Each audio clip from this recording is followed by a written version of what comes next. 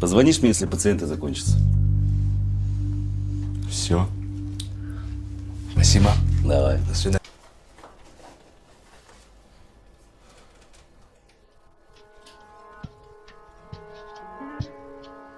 Алло?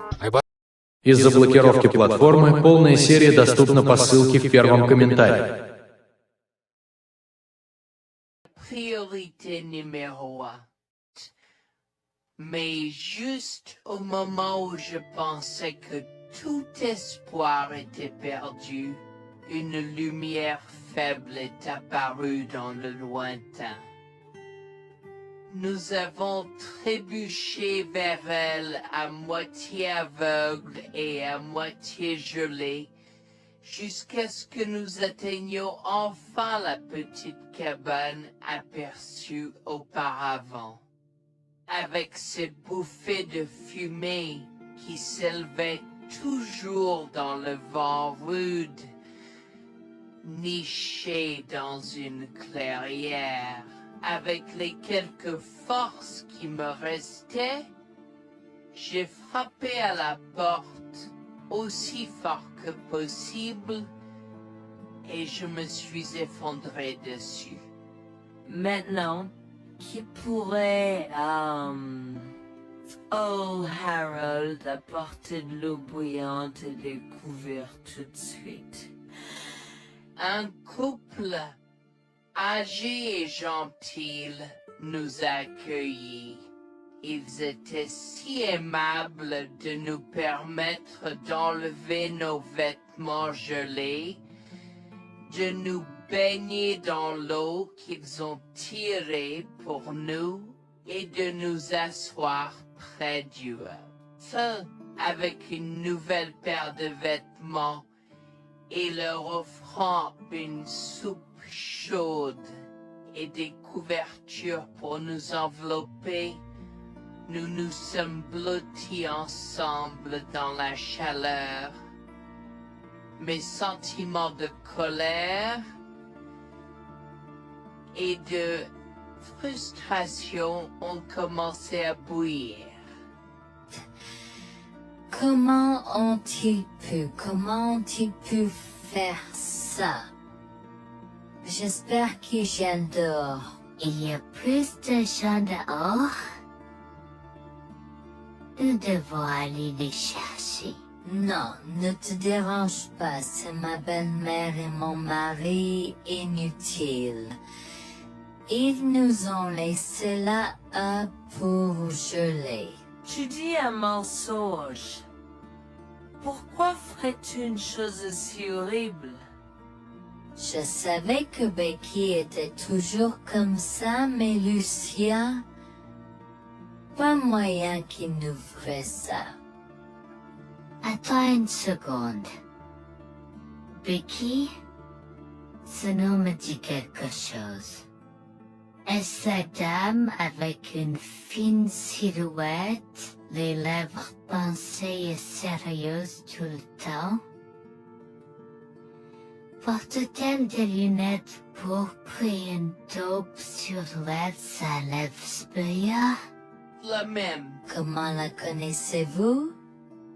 Elle a l'habitude de parcourir ces régions, mais c'est bizarre de faire une telle chose pendant cette période où les tempêtes de neige sont abondantes. En fait, je ne l'ai jamais vue dans ces parages pendant cette période de l'année. Maintenant, chérie, s'il te plaît, dis-nous comment tu la connais. Je suis sa belle-fille. Nous sommes venus de Floride parce qu'elle n'avait jamais vu son petit-fils Freddy depuis sa naissance.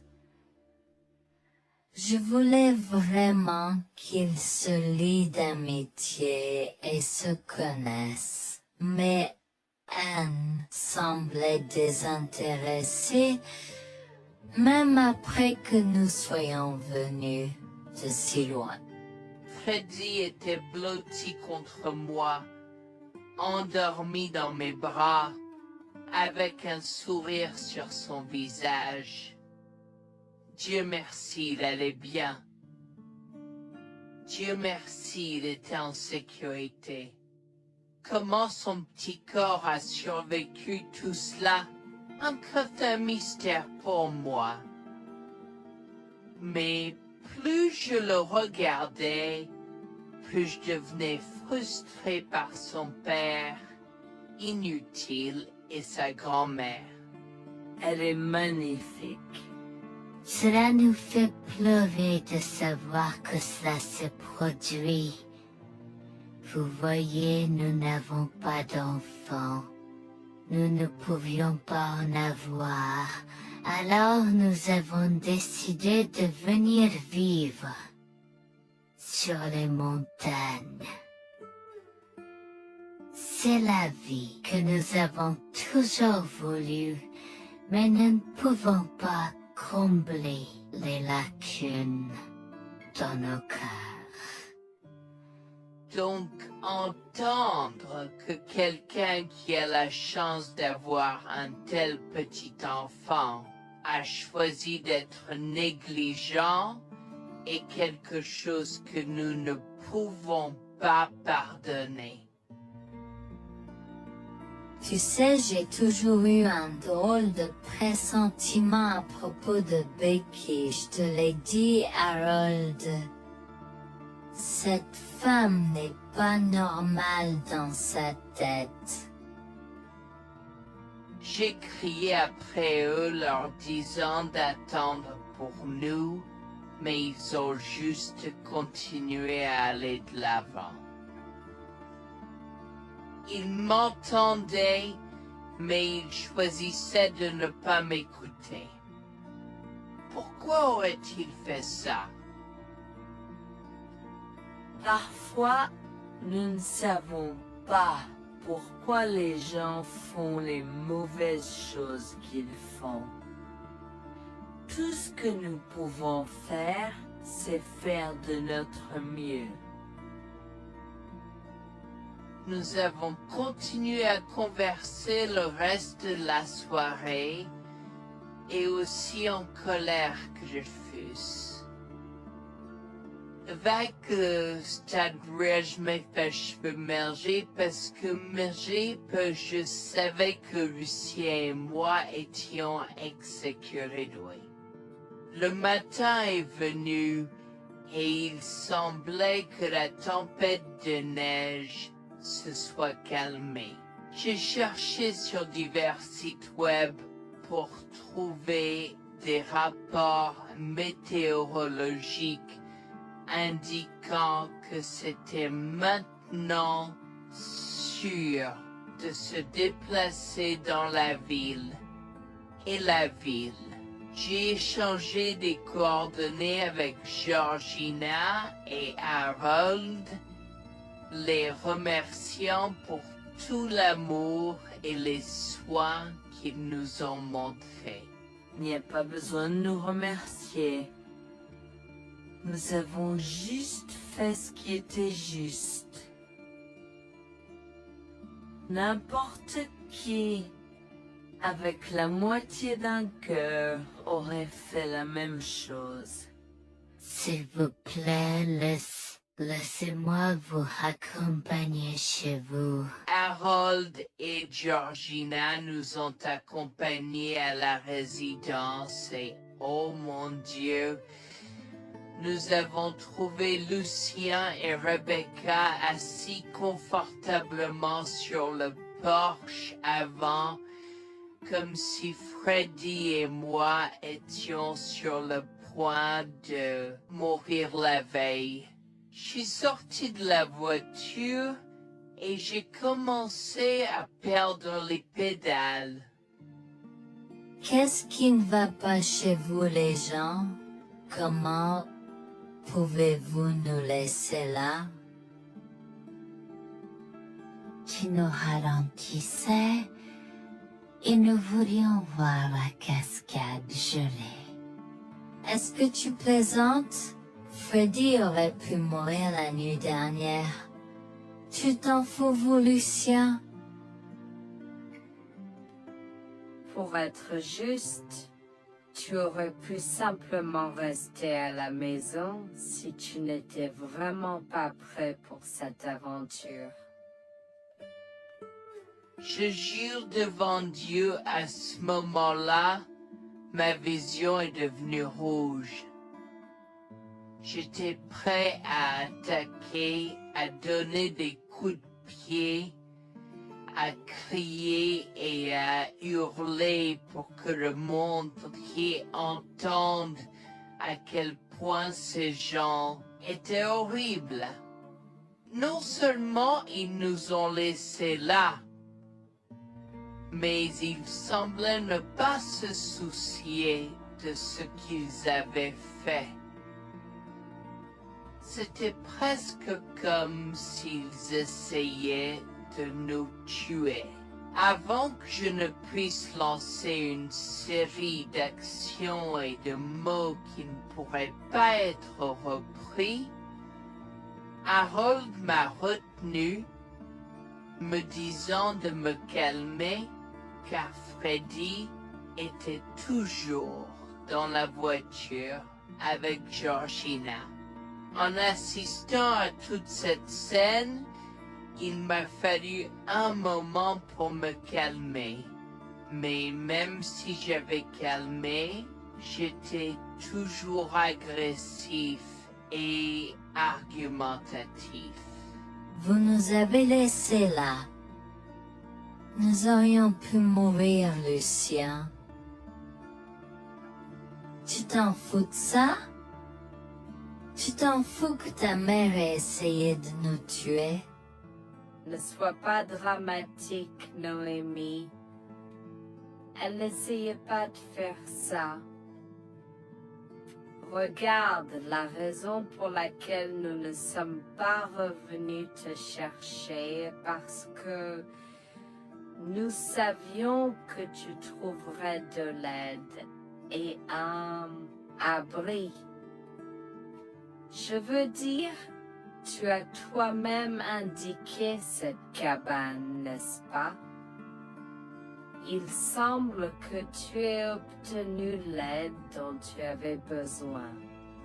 Pas grâce à toi ou à ta mère. Je n'arrive pas à croire ce que j'entends en ce moment. Assez, tout le monde. Ne me donne pas mal à la tête. Comment peux-tu être si froid et sans cœur envers ta femme? J'ai la moitié d'une idée de venir te frapper. Essaie, vieil homme. Je te mets au défi. Écoute, Noémie. Je suis désolée que tu n'aies pas pu gérer un peu le mauvais temps, mais je jure qu'il n'y avait aucune mauvaise intention de ma part. Écoute, Noémie, je suis désolée que tu n'aies pas pu gérer un peu le mauvais temps, mais je jure qu'il n'y avait aucune mauvaise intention de ma part. Oh oui. Pourquoi diable irais-tu faire de la randonnée à cette période de l'année? Nous ne te voyons jamais pendant cette période, alors quoi maintenant?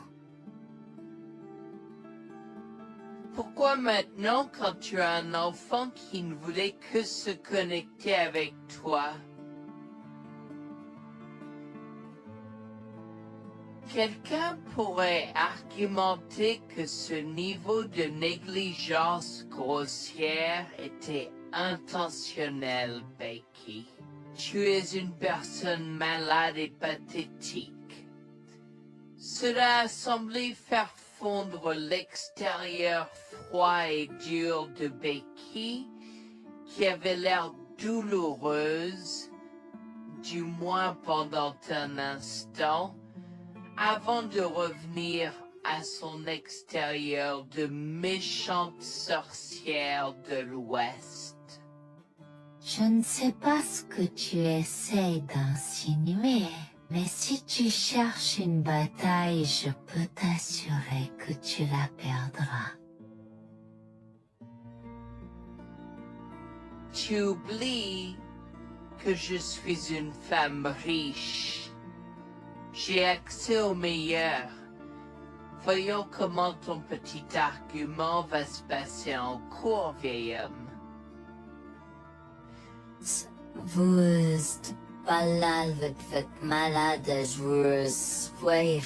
Je souhaite que vous restiez une fille. Tu sais quoi, Noémie? Je m'en fiche maintenant. Je n'ai plus besoin de faire semblant devant toi. Et tout le monde. Alors, laisse-moi te dire les choses clairement pour que tout le monde puisse entendre. Je m'en fiche de toi et de ce bébé. Honnêtement, je souhaite que vous soyez tous les deux morts hier. Au moins, vous auriez arrêté de me déranger avec vos tentatives pour rencontrer ce bébé. Est-ce que je parais en avoir quelque chose à faire? J'ai fait mon geste vers elle comme si mon corps avait une volonté propre. Je me suis approché d'elle et l'ai giflée. J'ai continué à la gifler et à donner des coups de pied aussi fort que possible jusqu'à ce que Jack et Harold me déchirent. Tu m'insultes. Comment osais-je? Comment osez-vous vous asseoir là et défendre cette sorcière? Elle l'avait mérité. Toi, je vais te poursuivre en justice. Comment oses-tu me mettre les mains dessus? Elle ne voulait évidemment pas cela. Regardez, il semble que les tensions soient élevées en ce moment. Pourquoi ne pas tous prendre une grande respiration? Entrons et réglons cela. Vous êtes un homme faible et pathétique, et j'espère que vous passerez le reste de votre vie à expier ce que vous avez fait à votre fils. Avant que Jack ne puisse répondre, je lui ai craché au visage avant de rentrer à l'intérieur, de prendre Freddy et ses affaires, et de monter dans la voiture avec Georgina et Freddy. Maman, j'ai peur. Que se passe? Quoi tu combattu, grand-mère? Chérie, je suis vraiment désolée que tu aies dû voir ça. Les choses sont beaucoup plus compliquées ici et je ne veux pas te mentir. Mais je crains que tu ne sois un peu trop jeune pour comprendre. Mais pour l'instant, je suis désolée de devoir te dire que pour l'instant, il semble que grand-mère et papa ne veulent pas de nous ici. Nous ne pouvons pas être ici parce que papa et grand-mère ne sont pas très gentils et je ne veux pas que tu sois autour de personnes qui ne sont pas gentilles. Mais Georgina et Harold sont gentils.